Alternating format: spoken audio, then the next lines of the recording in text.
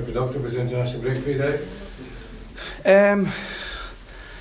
Yeah, I think it's we know the schedule ahead of us. I think we've got 9 games now coming up. This last one in November, 7 through December, and then the game at Ibrox, and so it's a tight schedule, a busy schedule. Coming up. So we were trying to get a game arranged for 1 or 2 players.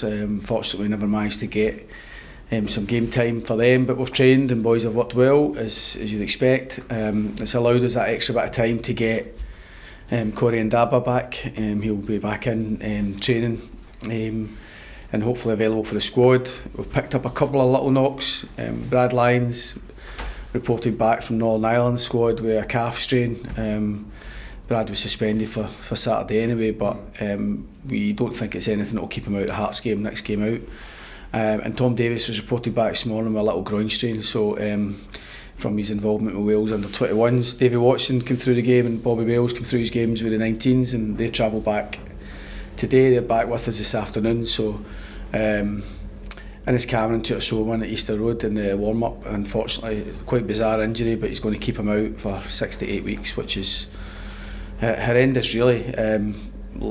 Literally just taking a shot at the back end of the warm-up, so it's a very unusual injury, but it's a hamstring that he's had bother with before, so he's that's a blow for us.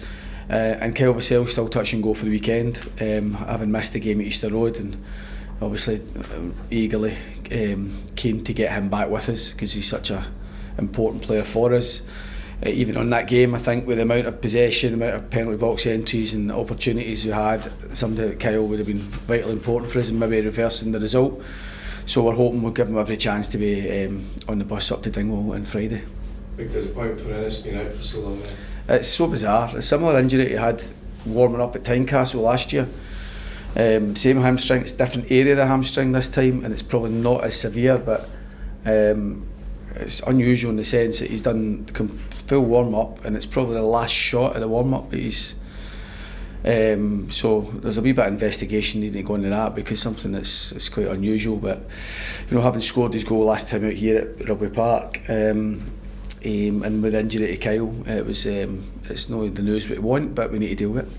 What was it, the real Kyle at the Hibs game? What was it? Who? Kyle. Vassell, just the dead leg he received against Motherwell.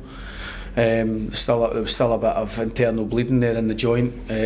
So while it's nothing sinister going on, it's really restricted him. There's a lot of bleeding still going on in there. Thankfully it's settled down more this week, and he's got himself a chance to be involved at the weekend. So like I say, hopefully he can make it.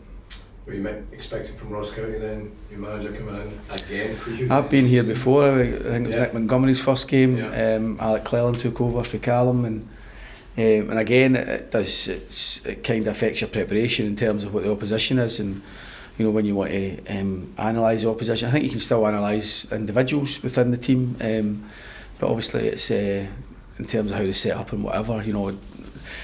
Derek's always normally been like a 4-3-3 or 4-1-4-1, but Ross County predominantly have played by a back 5 this season, although they have changed recently again. So I think you could tie yourself in knots thinking about what they're going to do. My new manager coming in, again, that's open for debate, so I don't think we can really concern ourselves too much about it, other than the fact that before Derek was appointed and since he's been appointed, we've always expected a tough game.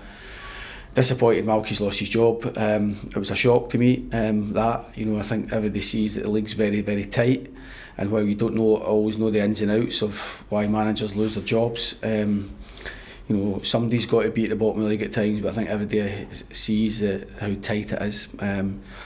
For us to have lost a third of managers, and we're not even out in November yet, is extremely disappointing. And but such is life, we've got to move on with it. You spoke before, Derek, trying to come up with that formula to get that win on the road. Do you think you're getting closer to that? Do you know what? It's like I can analyse it to death, but I think the best gauge for me is the level of performance. Our performance was good against Hibs.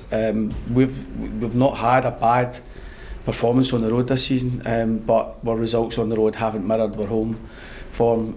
We've probably not had we've had a lot of good moments in games, and we've had a lot of penalty box entries. I think we're 4th in the league for behind Hearts and Old Firm.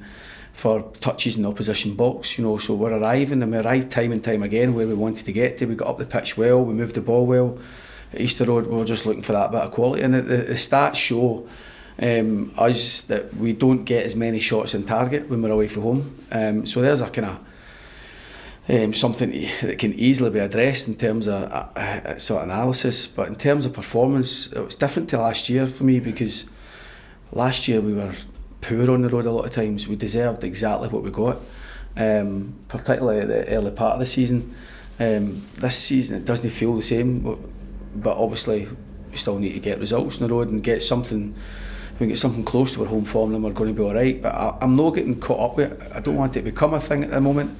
You know, and hopefully, as I say, we can go and put in a performance, even a similar level of performance we had at Easter Road, but try to show those bit more quality, try and show a bit more kind of confidence in the final bit, have a bit more bravado about us rather than snatching at things and overthinking things, to be honest, because at Rugby Park we're a bit more instinctive with our work, and I just feel as though we get a lot more shots on target when we're at home for some reason. So something we've spoke about with the players, but I'm not getting too caught up in the level of performance. Performance was decent, there's not a lot I can criticise the players for the performance at Easter Road. I thought we could have done better at the goal we lost, which obviously ideally you'd come out of there bemoaning the fact that you've not shown enough of your attacking threat and come away with a 0-0. So we're disappointed with the goal, and I thought Boyle had a big part in that, but you know, we're still, every team and every manager, you're always looking for players to come up with those big moments in games, and hopefully we can have that on Saturday.